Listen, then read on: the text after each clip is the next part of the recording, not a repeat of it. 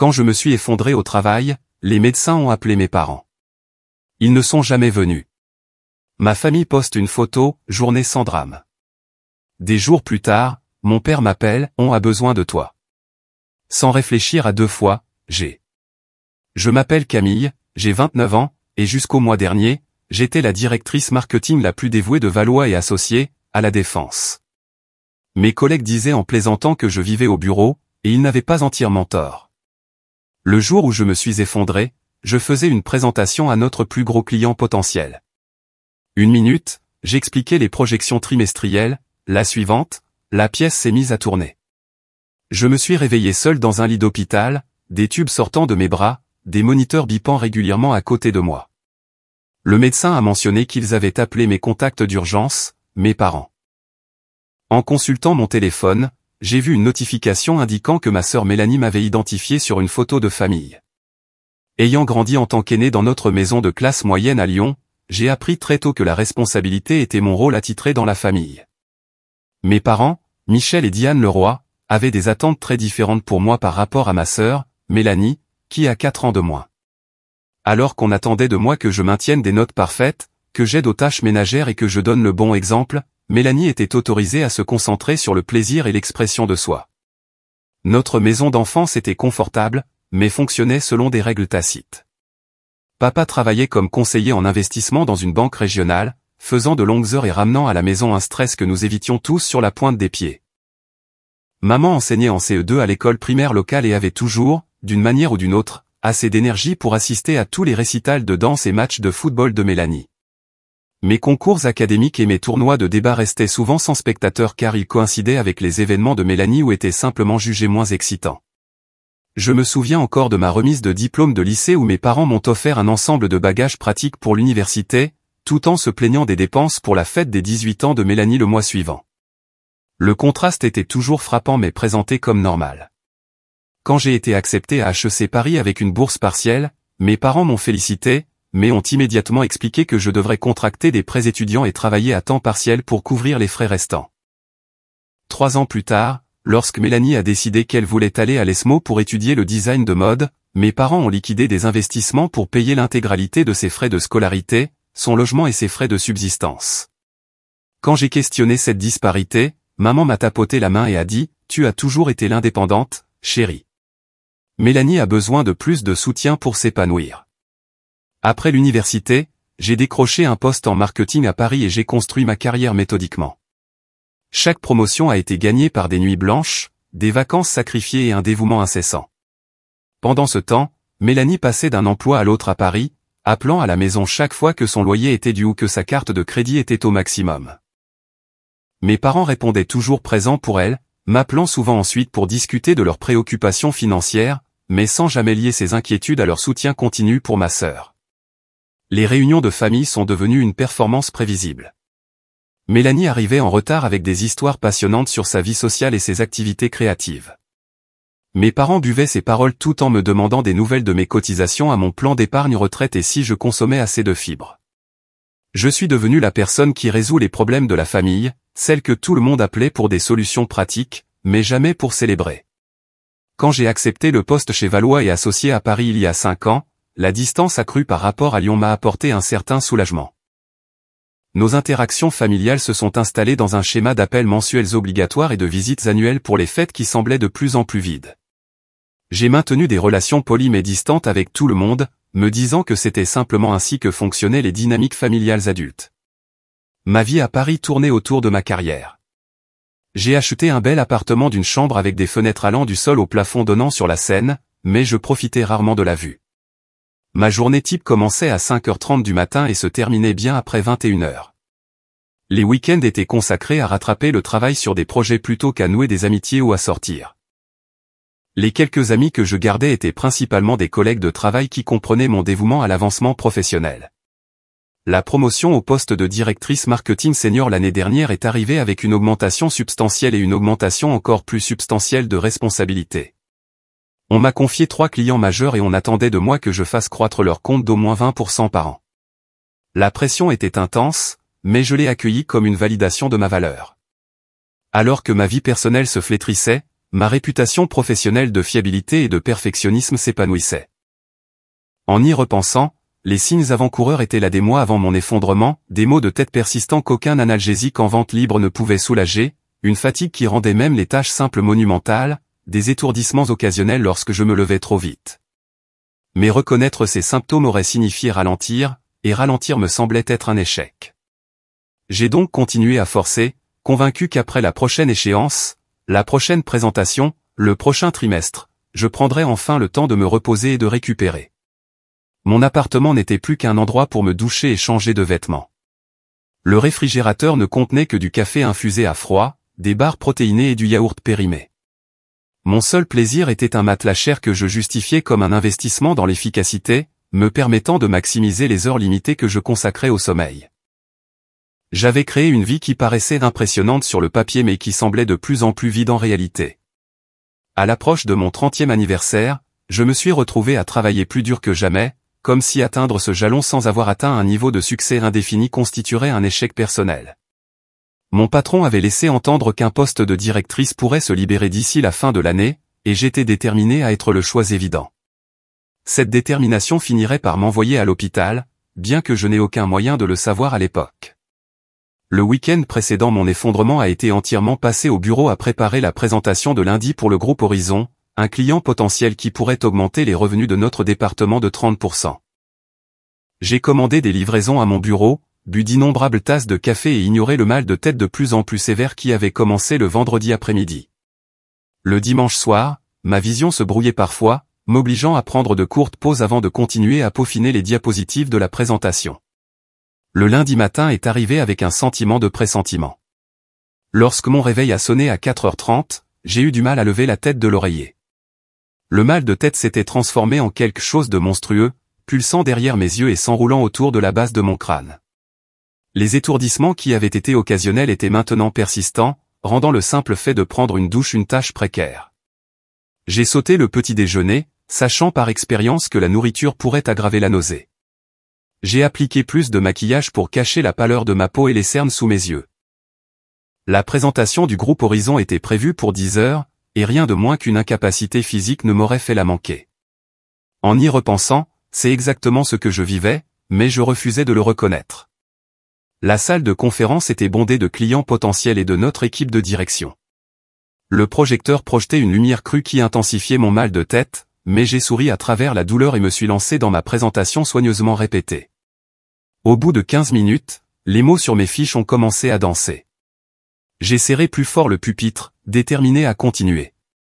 Puis un bruit de déferlement dans mes oreilles, comme des vagues s'écrasant sur un rivage lointain.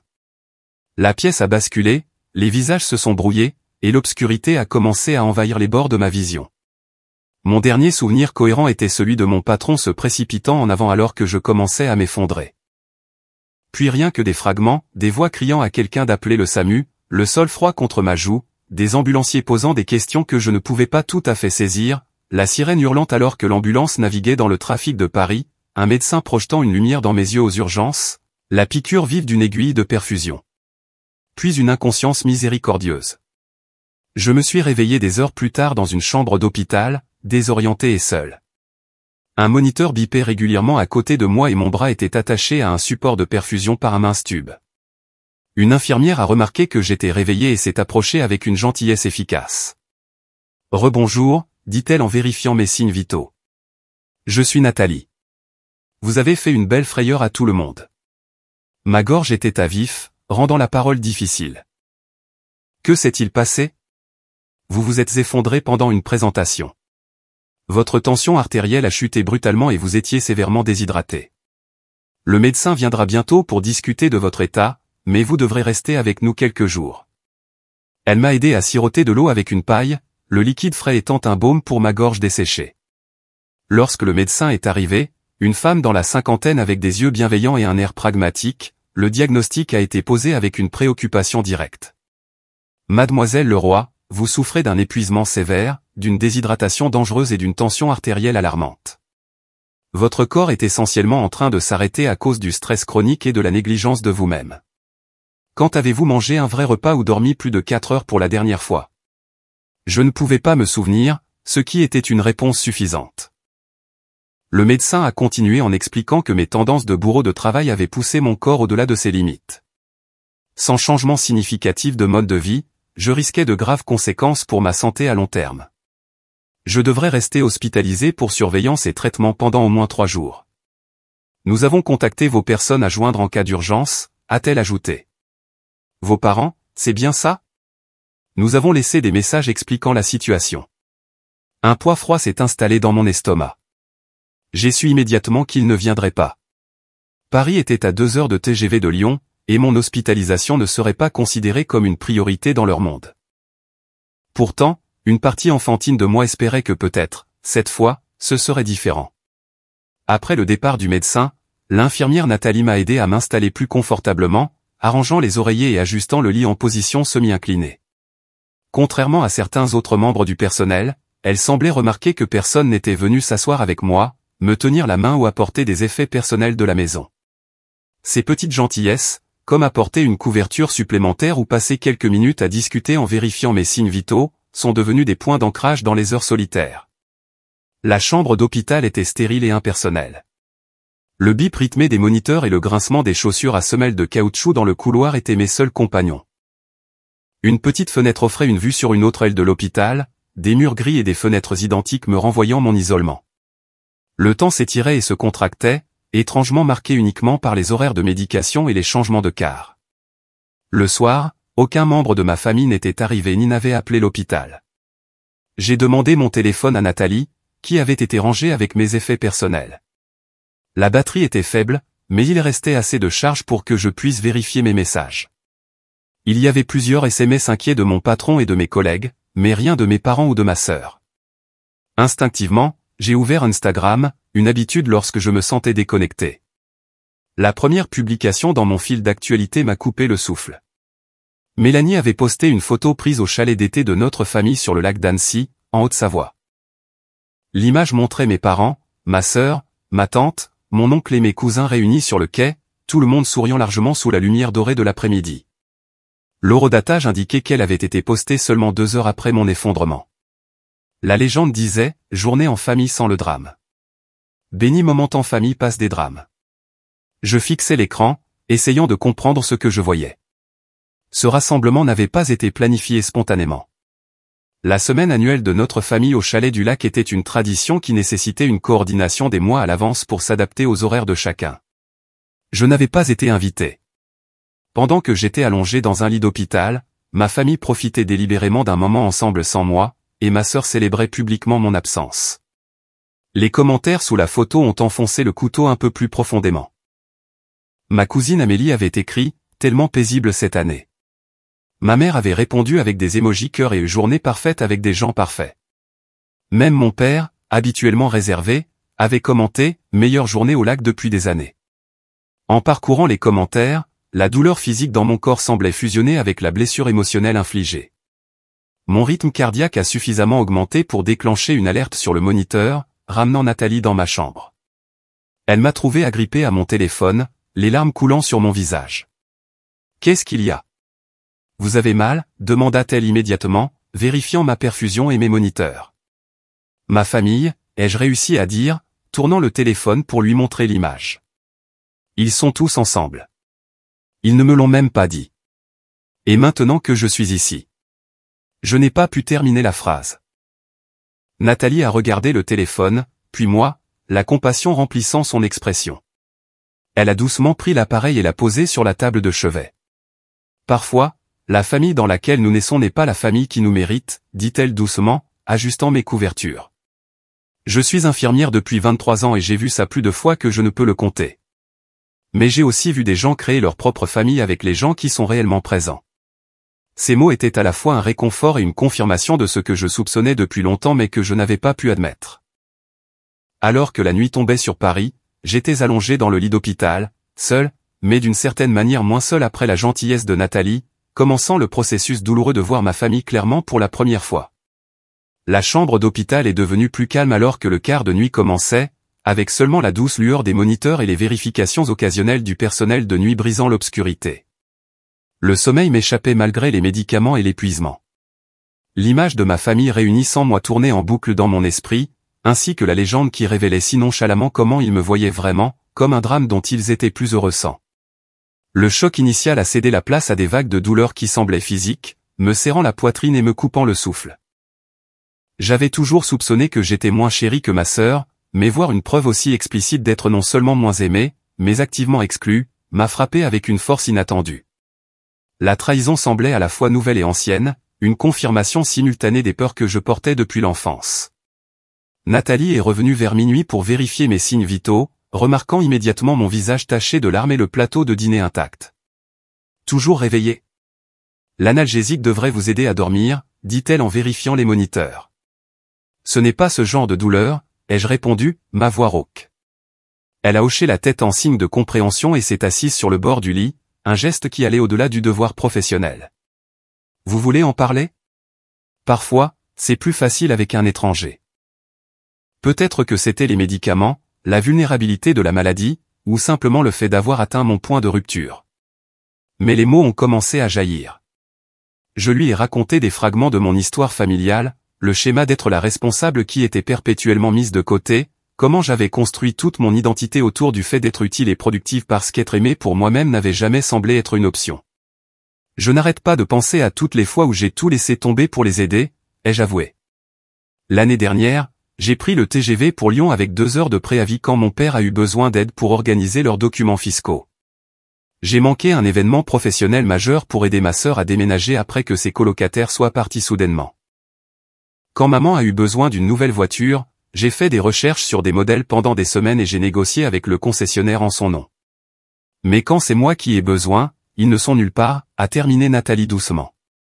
Ce qui fait le plus mal, c'est de réaliser que ce rassemblement était prévu. Ils ont tous coordonné leurs horaires, pris des congés, organisé des voyages. Ils ne m'ont juste délibérément pas incluse. Nathalie est restée silencieuse un moment, vérifiant ma perfusion avec des gestes experts. Vous savez, dans mon travail, je vois beaucoup de gens aux plus vulnérables, et j'ai remarqué quelque chose. Certains patients ont des chambres pleines de visiteurs, des fleurs qui s'accumulent, des téléphones qui sonnent constamment. D'autres, tout aussi méritants d'amour, sont seuls. Cela a rarement à voir avec la valeur du patient et tout à voir avec la capacité des gens dans leur vie. Elle a ajusté ma couverture avec un soin maternel. Les limites de votre famille ne sont pas un reflet de votre valeur. Parfois, les gens qui devraient nous aimer le plus n'ont tout simplement pas la capacité de le faire. C'est à propos d'eux, pas de vous. Ces mots se sont posés sur moi comme un baume, n'effaçant pas la douleur, mais la rendant d'une certaine manière plus supportable.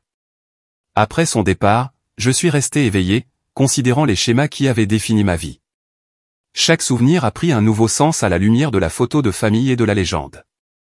Je me suis souvenu de ma remise de diplôme universitaire, comment j'avais cherché mes parents dans le public, pour découvrir qu'ils s'étaient assis tout au fond et étaient partis immédiatement après la cérémonie pour éviter le trafic. La célébration de ma première promotion majeure où ma mère avait passé tout le dîner à prendre des appels de Mélanie au sujet d'une rupture. Le dernier Noël où mon repas soigneusement préparé a été accueilli par des plaintes disant qu'il n'était pas aussi bon que l'année précédente, lorsque Mélanie avait commandé dans un restaurant. À chaque fois, j'avais ravalé ma peine et redoublé d'efforts pour être plus parfaite, plus serviable, plus compréhensive. J'avais intériorisé le récit selon lequel j'étais difficile, trop sérieuse, manquant du charme naturel que possédait ma sœur. J'avais accepté que je devais gagner l'amour par l'utilité.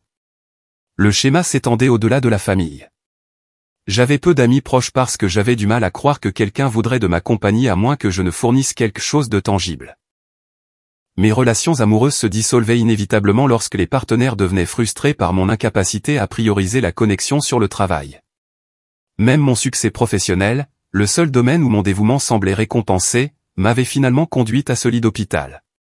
Le matin a amené une visiteuse, pas de la famille, mais Julie, du travail, portant une petite plante et un sac en toile rempli de produits de première nécessité.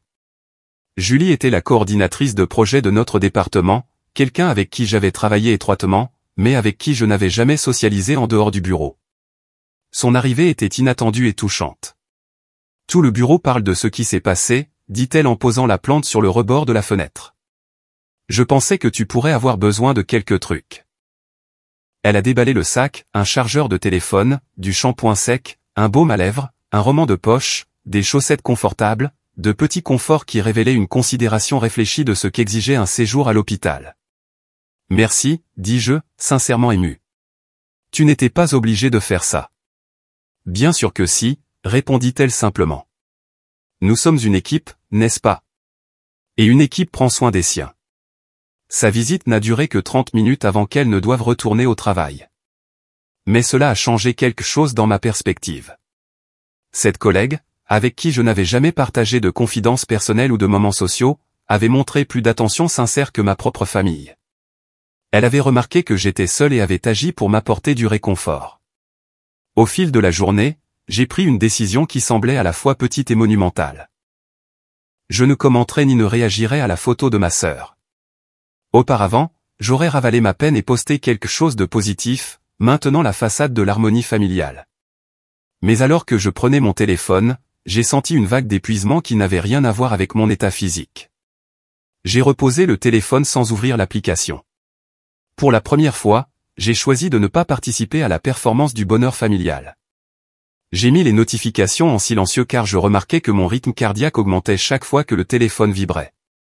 Le médecin avait prévenu que le stress entraverait ma guérison, et je prenais enfin cet avertissement au sérieux.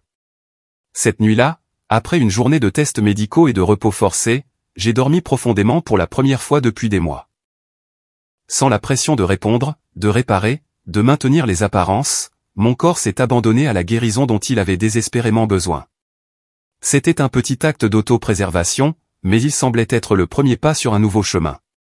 Les 3 jours à l'hôpital sont passés dans un flou de prise de sang, de surveillance et de conversations sévères avec des professionnels de la santé sur les changements que je devais apporter.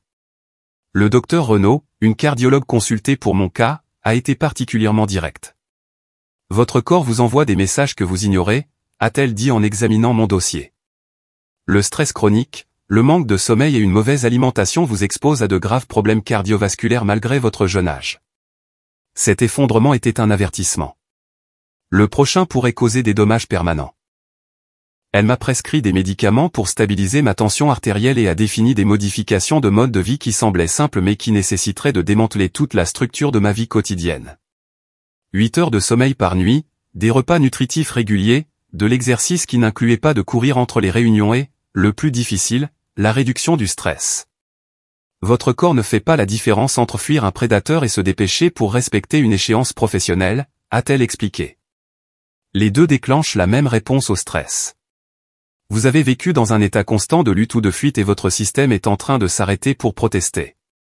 Pendant mon séjour, le personnel de l'hôpital n'a pu s'empêcher de remarquer l'absence de visiteurs familiaux. Les formulaires d'admission indiquaient mes parents comme contact d'urgence, pourtant aucun appel de leur part n'était parvenu au poste des infirmières. Aucun parent inquiet n'est apparu avec des sacs de nuit ou de la nourriture faite maison. À la place, Julie est venue 2 fois de plus, apportant des magazines et des nouvelles de l'entreprise qu'elle a soigneusement formulées pour éviter de causer du stress. Mon patron a envoyé un arrangement floral formel avec une carte promettant que nous réexaminerions la charge de travail à mon retour. Même le groupe Horizon, les clients qui avaient assisté à mon effondrement, a envoyé un panier de fruits avec des vœux de rétablissement. Le 3e jour, le docteur Renaud m'a autorisé à sortir avec des instructions strictes pour un suivi médical et un arrêt de travail d'au moins 2 semaines. Julie est arrivée après sa journée de travail pour me ramener chez moi, s'étant portée volontaire lorsqu'elle a appris que je prévoyais de prendre un VTC. « Tu ne peux pas être sérieuse », avait-elle dit lorsque j'avais mentionné mon plan de transport lors de sa visite. « Je viendrai te chercher. Envoie-moi un SMS quand ils seront prêts à te laisser partir. » Mon appartement semblait étrangement peu familier après seulement 3 jours d'absence, comme si ma brève absence avait souligné le peu de présence que j'avais réellement dans cet espace. Julie m'a aidé à m'installer, déballant le sac de l'hôpital et organisant mes médicaments sur le comptoir de la cuisine. Elle a ouvert les fenêtres pour faire sortir l'air vicié et a fait le lit avec des draps propres qu'elle a trouvés dans le placard à linge. « C'est quand la dernière fois que tu as vraiment cuisiné quelque chose ici ?» demanda-t-elle en jetant un œil dans mon réfrigérateur presque vide. « Je ne me souviens pas, ai-je admis. Je mange généralement au bureau où je commande à livrer. » Julie a secoué la tête et a sorti son téléphone. Je commande des courses à livrer, des produits de base et des repas faciles à préparer. Les ordres du médecin incluent une nutrition adéquate, n'est-ce pas? Sa gentillesse pragmatique m'a fait monter des larmes inattendues aux yeux. Cette femme, qui était essentiellement une connaissance de travail, montrait plus d'attention pour mon bien-être que les personnes qui m'avaient élevé. Merci, dis-je, la voix épaisse d'émotion. Je ne sais pas pourquoi tu fais tout ça, mais merci. Julie a levé les yeux de son téléphone, l'expression sérieuse. Camille, tu as fait des nuits blanches pour m'aider à respecter des délais impossibles. Tu as pris le blâme quand j'ai oublié d'envoyer ce rapport crucial le trimestre dernier. Tu te souviens de mon anniversaire quand tout le monde l'a oublié. Tu pensais que je ne le remarquerais pas? Tu étais la seule qui ne demandait jamais d'aide, mais qui en donnait toujours.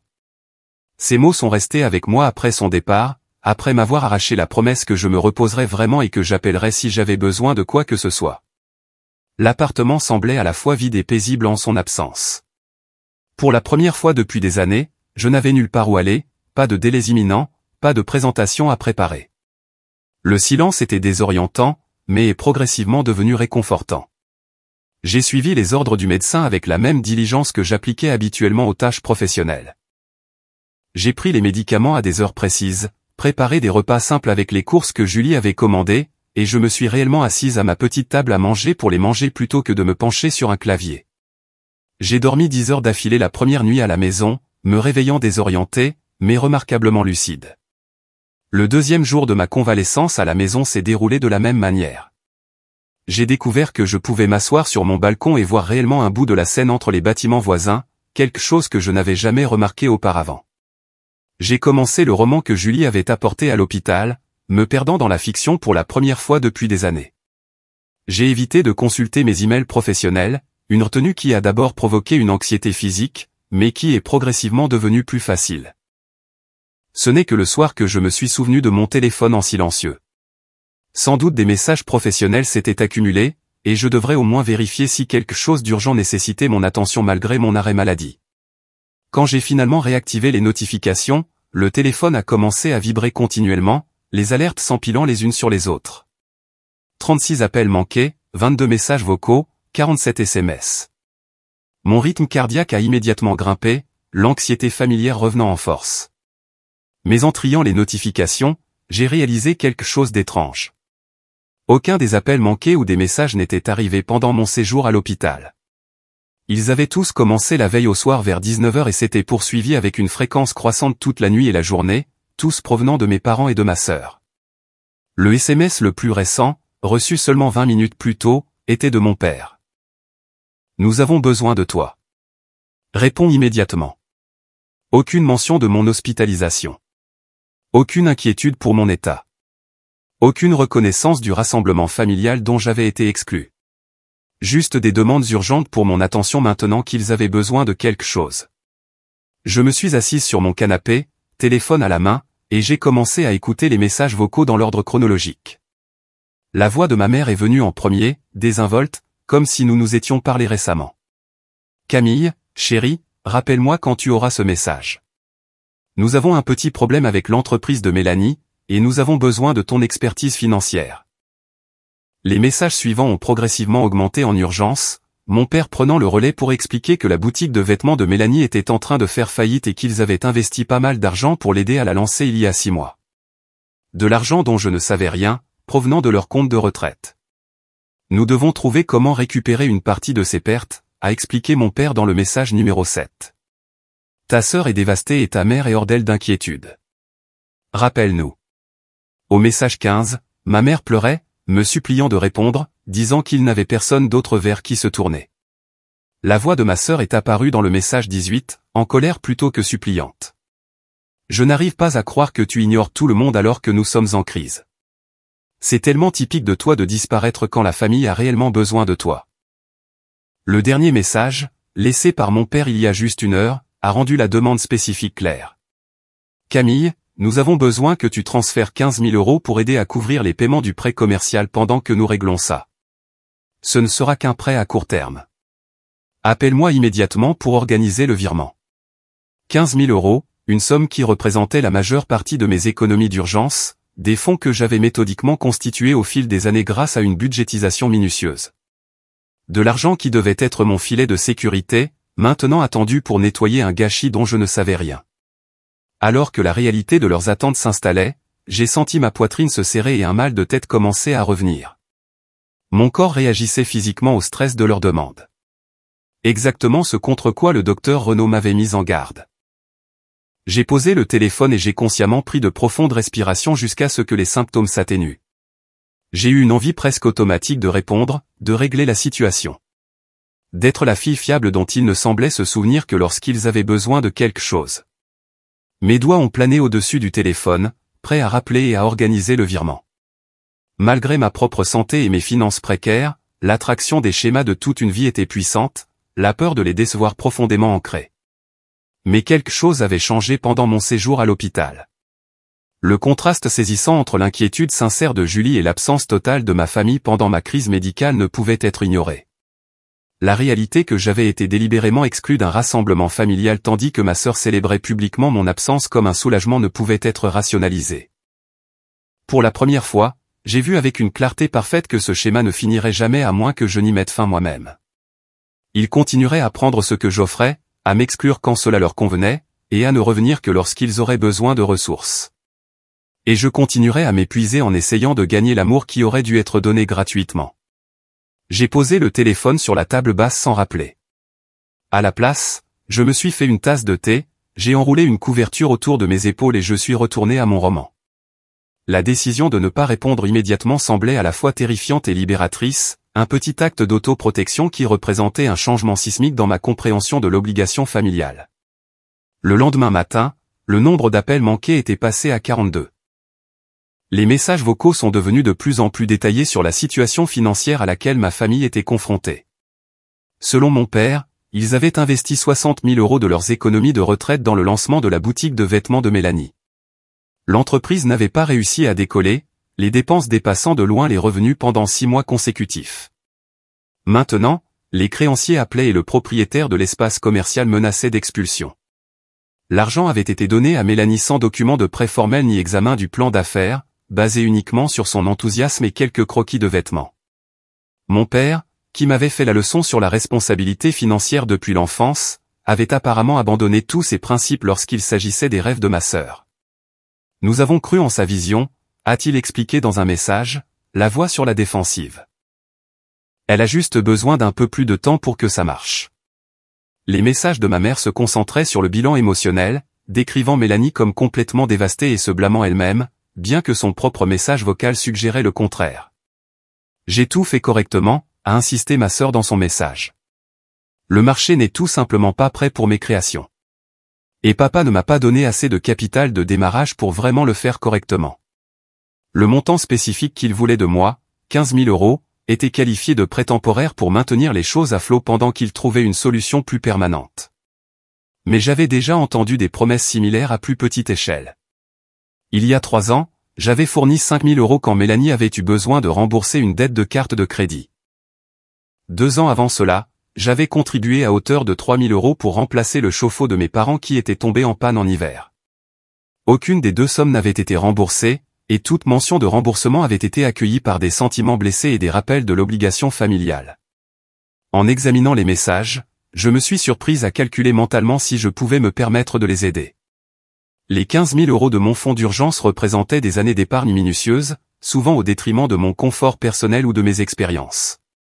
J'avais maintenu ce fonds à travers les ralentissements économiques et les incertitudes professionnelles, le considérant comme ma seule véritable sécurité dans un monde où, comme il était maintenant douloureusement clair, je ne pouvais pas compter sur le soutien familial en cas de crise.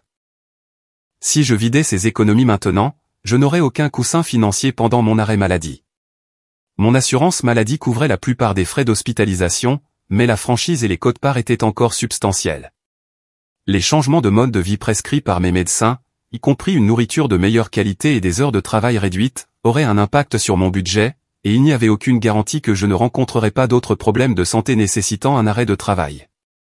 J'ai appelé Julie, ayant besoin d'une perspective extérieure de quelqu'un qui avait fait preuve d'une attention sincère.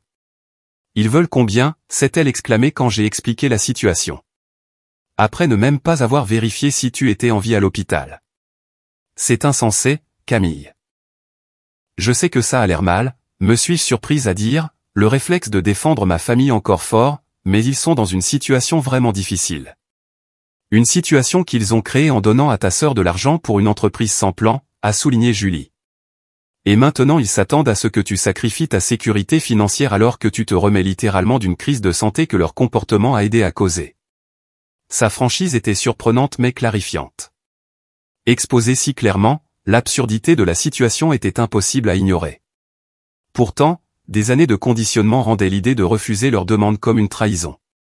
Et s'ils ont vraiment besoin de l'argent, cependant, ai-je demandé. Et si les choses s'aggravaient pour eux? La voix de Julie s'est adoucie. Camille, pose-toi cette question. Si la situation était inversée, si c'était toi qui avais fait un mauvais investissement et qui avait besoin d'aide financière, videraient-ils leurs économies pour toi? La question est restée en suspens, sa réponse trop douloureuse pour être articulée. Nous savions toutes les deux qu'ils ne le feraient pas. Ils n'avaient même pas été disposés à fournir le soutien non financier de me rendre visite à l'hôpital ou de vérifier mon rétablissement. Après avoir terminé l'appel avec Julie, je me suis assise sur mon balcon, regardant le bout de lac visible entre les bâtiments. L'eau changeait de couleur avec les nuages changeants, les bleus et les gris se mélangeant et se séparant dans un mouvement constant. J'ai pensé au schéma de ma propre vie, comment j'avais permis aux mêmes dynamiques de se jouer à plusieurs reprises, espérant toujours un résultat différent. Mon téléphone a vibré avec un autre appel entrant de mon père. Je l'ai regardé sonner, sentant l'attraction familière de répondre, de réparer, de m'adapter. Mais à côté de cette réponse conditionnée, il y avait quelque chose de nouveau, de la colère. Pas le genre de colère vive et réactive, mais une colère stable et clarifiante qui illuminait l'injustice de ce qu'on me demandait. J'ai pris mes papiers de sortie de l'hôpital sur la table de chevet, relisant les avertissements sur la réduction du stress et les soins personnels. Le docteur Renaud avait été sans équivoque. Sans changement significatif de mode de vie, je risquais des dommages permanents à ma santé. La crise financière de ma famille et la manipulation émotionnelle qui l'accompagnait représentaient exactement le type de stress que je devais éliminer. J'ai commencé à taper un SMS à mon père, les mots habituels se formant automatiquement. J'aiderai comme je peux. Laisse-moi regarder mes comptes et voir ce que je peux transférer. Mais à mi-chemin, je me suis arrêté, le doigt planant au-dessus du clavier. Une sensation physique de libération s'est répandue dans ma poitrine, comme si des bandes serrées se desserraient enfin. J'ai supprimé le brouillon et j'ai posé le téléphone délibérément. Au lieu de répondre, je me suis fait une tasse de tisane et je suis retourné sur le balcon avec mon journal.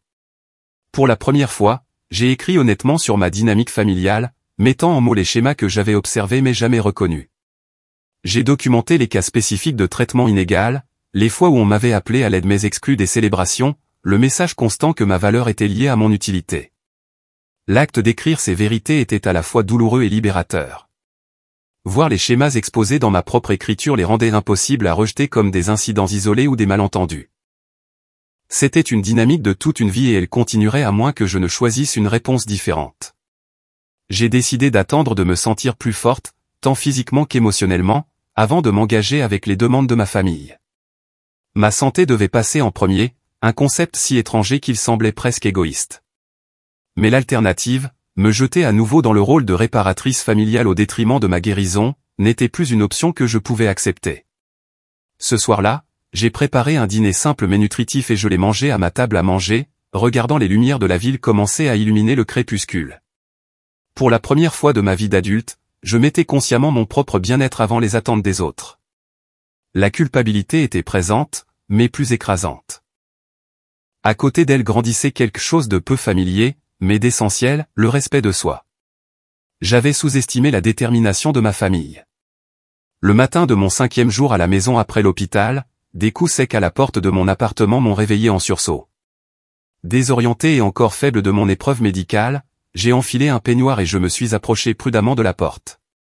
Un coup d'œil à travers le Judas a révélé mes parents debout dans le couloir, les expressions crispées d'impatience.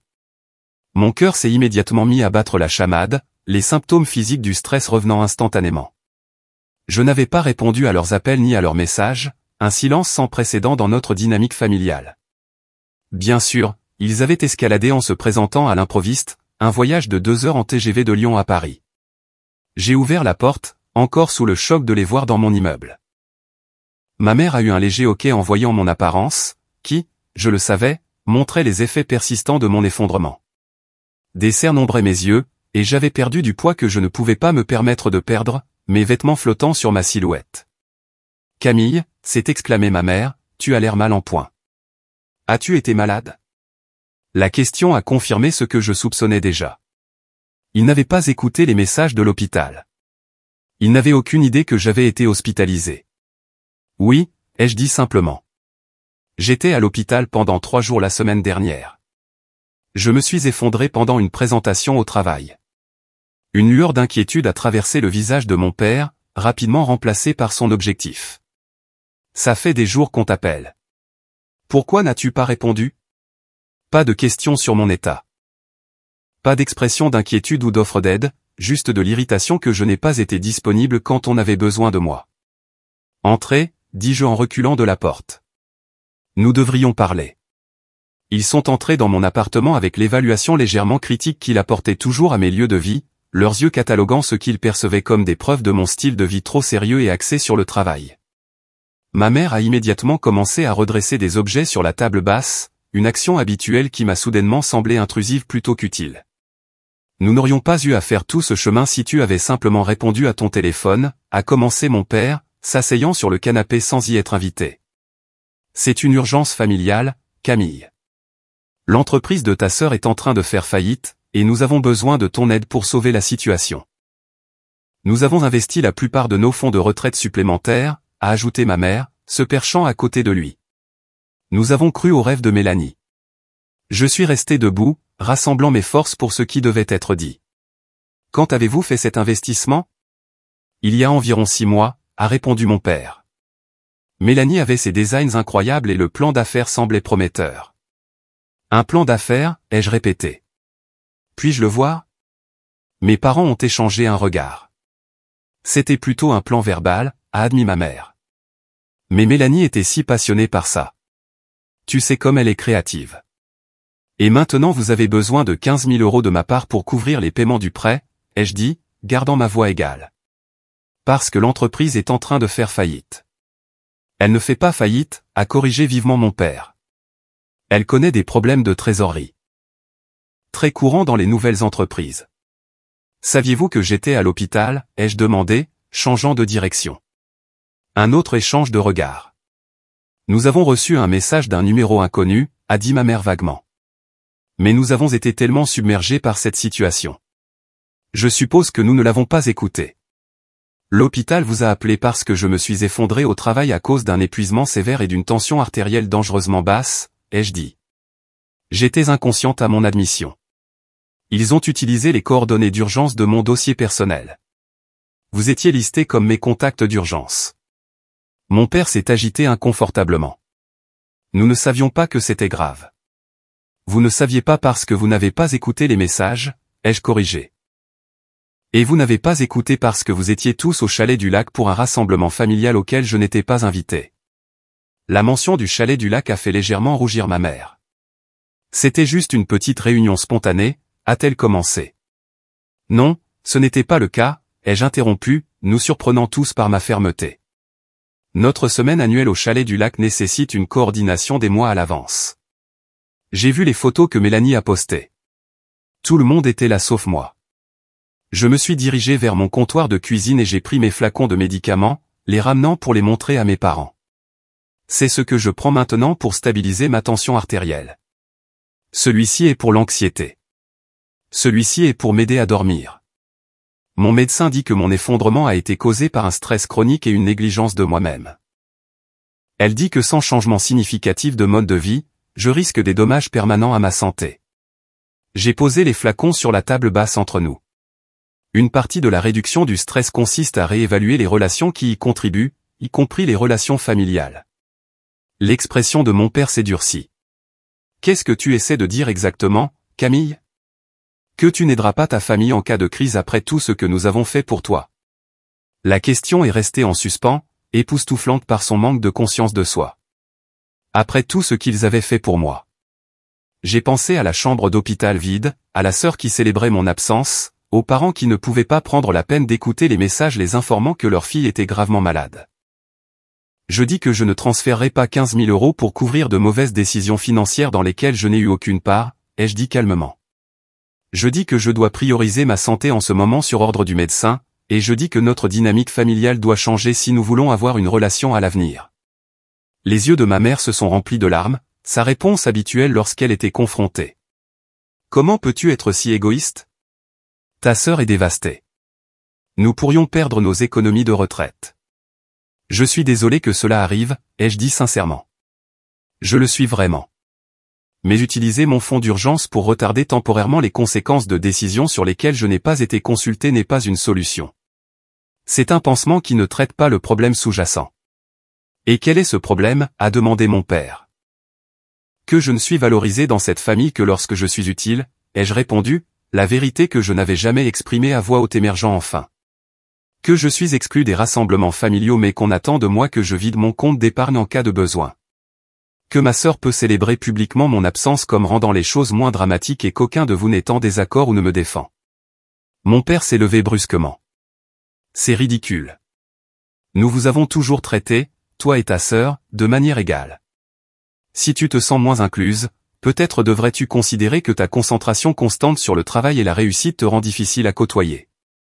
Le commentaire était si parfaitement aligné avec le récit familial à mon sujet que j'ai presque ri.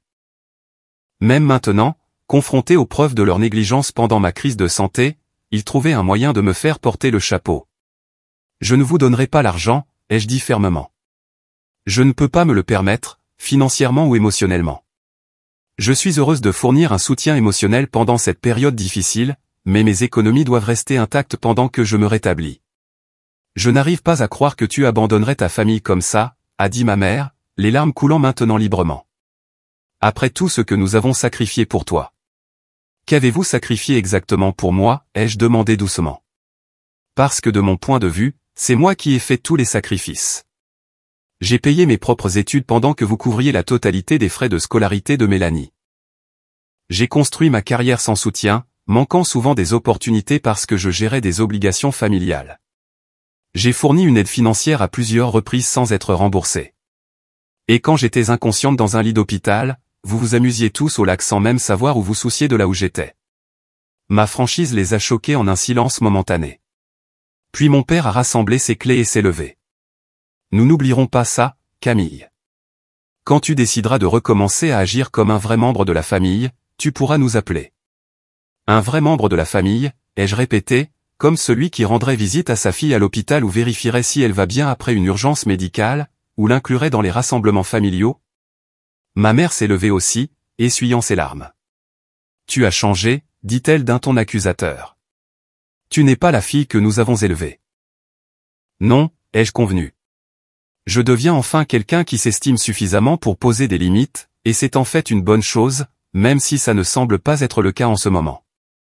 Ils sont partis avec des commentaires finaux sur l'égoïsme et la loyauté familiale, la porte se fermant derrière eux avec une finalité qui semblait à la fois déchirante et nécessaire. Je suis resté dans mon salon, tremblant légèrement de la confrontation, mais éprouvant aussi un calme étrange. Pour peut-être la première fois, j'avais dit ma vérité sans m'excuser ni reculer. Les larmes sont venues plus tard, bien sûr. Le deuil de la relation familiale que j'avais toujours voulu, mais que je n'avais jamais vraiment eu. Le deuil de l'amour que j'avais passé une vie à essayer de gagner par un comportement parfait et un don illimité. Le soulagement d'avoir enfin cessé de participer à des schémas qui m'épuisaient physiquement et émotionnellement. Cette nuit-là, j'ai dormi profondément et sans médicaments pour la première fois depuis mon retour de l'hôpital. Mon téléphone est resté silencieux. Plus d'appels ou de SMS désespérés n'arrivaient. Le silence ressemblait moins à de l'abandon qu'à l'absence d'un bruit constant et douloureux auquel je m'étais si habitué que j'avais cessé de remarquer son impact. Les semaines suivant ma confrontation familiale se sont déroulées avec une douceur surprenante. Sans la pression constante d'essayer de gagner l'approbation ou de résoudre les problèmes des autres, j'ai trouvé l'espace pour me concentrer entièrement sur ma guérison. J'ai suivi les instructions du docteur Renaud avec un soin discipliné, considérant ma santé comme la fondation sur laquelle tout le reste serait construit. Mon appartement s'est progressivement transformé d'un simple lieu où je dormais en un véritable foyer. J'ai ajouté des plantes sur les rebords de fenêtres, accroché des œuvres d'art que j'aimais vraiment plutôt que des pièces génériques qui rendaient bien sur les réseaux sociaux, et créé un coin lecture confortable dans le coin avec la meilleure lumière naturelle. Des changements simples qui signalaient un profond changement de priorité. L'arrêt maladie s'est prolongé à 3 semaines sur recommandation du docteur Renaud. Lors de mon rendez-vous de suivi, elle a noté des améliorations de ma tension artérielle et de ma vitalité globale, mais a souligné la nécessité de modification continue du mode de vie. La guérison n'est pas linéaire, a-t-elle prévenu. Vous aurez des jours où les vieilles habitudes sembleront plus faciles, où vous pousser semblera nécessaire. Ce sont exactement les moments où il faut se souvenir de ce qui vous a amené ici. J'ai pris ces paroles à cœur, créant des structures qui soutenaient ma santé plutôt que de la saper. Les promenades matinales le long de la Seine ont remplacé la vérification immédiate des emails au réveil. La préparation des repas est devenue une forme de pleine conscience plutôt qu'un inconvénient à minimiser. J'ai établi des limites fermes autour du sommeil, mettant une alarme pour commencer à me détendre plutôt que juste pour me réveiller. Julie est restée une présence constante, prenant régulièrement de mes nouvelles et m'invitant finalement à un dîner décontracté avec quelques collègues en dehors du travail. J'ai été surprise de découvrir à quel point j'appréciais leur compagnie lorsque je n'étais pas concentré sur l'avancement professionnel ou la gestion de mon image. Ces liens basés sur une interaction authentique plutôt que sur l'utilité sont devenus le fondement de ce que je reconnaîtrais comme ma famille choisie. La 4e semaine après mon effondrement, j'ai rejoint un groupe de soutien pour adultes naviguant dans des relations familiales difficiles. La première réunion a été terrifiante. La vulnérabilité de partager mes expériences avec des étrangers était presque écrasante. Mais entendre d'autres personnes articuler des sentiments si semblables aux miens m'a apporté une validation que je n'avais jamais connue. La honte qui avait accompagné ma situation familiale a commencé à se dissiper alors que je reconnaissais la nature universelle de ces luttes. La thérapie est devenue une autre pierre angulaire de ma guérison.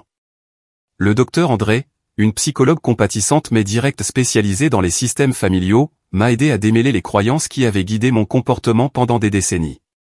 Nous avons exploré l'origine de ma conviction que l'amour était conditionnel et devait être gagné par la réussite et l'utilité. Nous avons examiné comment ces croyances avaient façonné non seulement mes relations familiales mais tous les domaines de ma vie, de la carrière aux amitiés en passant par les soins personnels. Ce que nous apprenons dans notre famille d'origine devient notre système d'exploitation, a-t-elle expliqué lors d'une session. Il fonctionne en arrière-plan, déterminant nos choix sans conscience.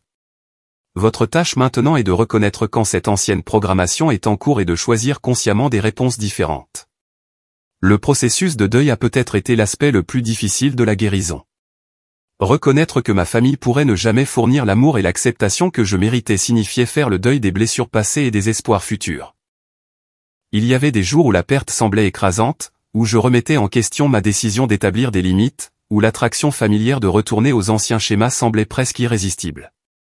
Un de ces jours difficiles, j'ai reçu un SMS inattendu de ma voisine Claire, une femme à qui j'avais à peine parlé bien que vivant de l'autre côté du couloir depuis 2 ans. J'ai fait trop de soupe. Ce serait du gâchis de la congeler. Intéressé ? Cette simple interaction est devenue le début d'une amitié qui se révélerait cruciale pour ma guérison. Claire, une graphiste qui travaillait à domicile, avait une chaleur et une authenticité naturelle qui facilitaient la connexion. Notre dîner de soupe s'est prolongé en heures de conversation, révélant des points communs surprenants dans nos expériences de vie. J'ai déménagé à Paris pour mettre une distance saine entre moi et mon propre cirque familial, a-t-elle confié au dessert. Meilleure décision que j'ai jamais prise, même si ça a fait un mal de chien au début. Claire m'a présenté à son groupe d'amis, une collection diversifiée d'individus qui se réunissaient chaque semaine pour des soirées de jeux ou des marathons de films. Contrairement aux événements de réseautage et aux cocktails professionnels que j'avais priorisés par le passé, ces rassemblements n'avaient d'autre but que le plaisir et la connexion. Je me suis surprise à rire, à partager sincèrement des opinions sans calculer leur impact professionnel, et à développer des amitiés basées sur la compatibilité plutôt que sur la commodité. À l'approche de mon retour au travail, j'ai programmé une réunion avec mon patron pour discuter des attentes et des limites. J'avais préparé une présentation approfondie sur la manière dont ma charge de travail pourrait être plus efficacement répartie entre les membres de l'équipe, au profit à la fois du bien-être individuel et des résultats du département. Je m'attendais à de la résistance ou à de la déception face à mes nouvelles limites. Au lieu de cela, j'ai trouvé un soutien inattendu. Camille, ton effondrement dans cette salle de conférence a été un signal d'alarme pour toute l'équipe de direction, a admis mon patron. Nous avons examiné notre culture et nos attentes. La vérité est que nous ne voulons pas d'employés très performants qui s'épuisent après quelques années. Nous voulons une excellence durable, ce qui nécessite des pratiques durables. L'entreprise avait mis en place des changements pendant mon absence, une application plus stricte des heures de travail, une redistribution des charges de travail, et même l'intervention de consultants pour évaluer la santé des équipes. Mon retour s'est accompagné d'un poste restructuré qui mettait à profit mes points forts tout en respectant des limites raisonnables. Le développement le plus surprenant est survenu 6 mois après mon hospitalisation lorsque mon expertise dans la réorganisation de notre département a conduit à une promotion au poste de directrice des opérations, un rôle qui nécessitait en fait moins d'efforts acharnés, mais plus de réflexion stratégique. L'ironie ne m'a pas échappé. En priorisant mon bien-être avant la réussite, j'étais devenue plus efficace et plus précieuse professionnellement. Pendant cette période de transformation, ma famille est restée distante. Des SMS occasionnels arrivaient de ma mère, généralement brefs et superficiels. Ma sœur a maintenu un silence complet, s'en tenant apparemment à son récit de moi comme étant la personne difficile et dramatique. Mon père a envoyé un seul email reconnaissant qu'ils avaient réglé la situation financière sans me déranger. Le ton passif-agressif était indubitable. J'ai répondu à ces communications avec des limites polies mais fermes. Ne m'excusant plus d'avoir des besoins ou des limites. N'acceptant plus le blâme pour des dynamiques que je n'avais pas créées. Ne me précipitant plus pour résoudre des problèmes à mes propres dépens. La distance était douloureuse mais nécessaire pour ma santé et ma croissance continue. 9 mois après mon effondrement, j'ai reçu un appel inattendu de ma mère. Sa voix semblait différente, moins sûre de sa position. « Ton père et moi avons parlé », a-t-elle commencé. « Nous avons peut-être mal géré les choses quand tu étais malade. » Ce n'était pas tout à fait des excuses, mais c'était ce qui s'en rapprochait le plus de la part de ma famille pour reconnaître leur part dans notre dynamique dysfonctionnelle. La conversation qui a suivi a été maladroite, mais a représenté un tout petit pas vers une guérison potentielle. Pas la réconciliation immédiate et la validation que les films dépeignent, mais le début désordonné et imparfait d'un changement. Au cours des mois suivants, un contact limité avec ma famille s'est poursuivi selon ces termes légèrement modifiés. Ma mère demandait parfois de mes nouvelles d'une manière qui semblait sincèrement intéressée. Mon père est resté distant mais s'est abstenu de demandes financières. Ma sœur a finalement envoyé un bref SMS reconnaissant que l'échec de son entreprise n'était peut-être pas entièrement la faute du marché, sa version de l'admission de responsabilité. Ces petits changements n'ont pas effacé le passé ni créé soudainement la famille aimante que j'avais toujours voulu, mais ils ont offert la possibilité d'un type de relation différent à l'avenir, basé sur la réalité plutôt que sur la performance, avec des limites qui protégeaient mon bien-être. Le changement le plus profond, cependant, a été interne. Je ne mesurais plus ma valeur par ma productivité ou mon utilité pour les autres. J'ai reconnu ma valeur inhérente en tant qu'être humain méritant soin et considération. J'ai appris que la vraie famille, qu'elle soit biologique ou choisie, soutient la santé plutôt que de contribuer à la maladie. Mon appartement accueille maintenant régulièrement de petits rassemblements d'amis pour dîner ou des soirées de jeux. Claire, d'en face, apporte ses fameux brownies. Julie et son mari contribuent avec des jeux de société obscurs que personne ne peut tout à fait comprendre.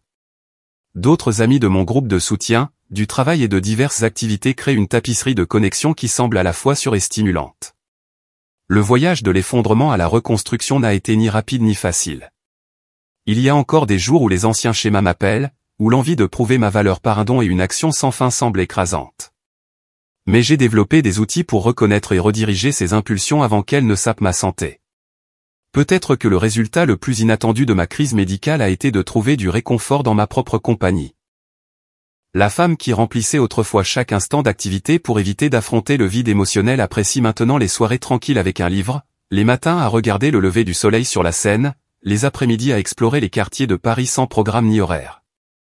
Je suis devenue ma propre bonne compagne, n'évitant ni la solitude ni ne la craignant. En repensant à ce jour où je me suis effondré, je le vois maintenant comme la rupture nécessaire qui a permis une reconstruction authentique. Parfois, nous devons nous effondrer complètement avant de pouvoir construire quelque chose de réel et de durable. La fondation que je construis maintenant, brique par brique, jour après jour, ne dépend pas de la validation ou de l'approbation des autres. Elle est assez solide pour soutenir non seulement la survie, mais un véritable épanouissement.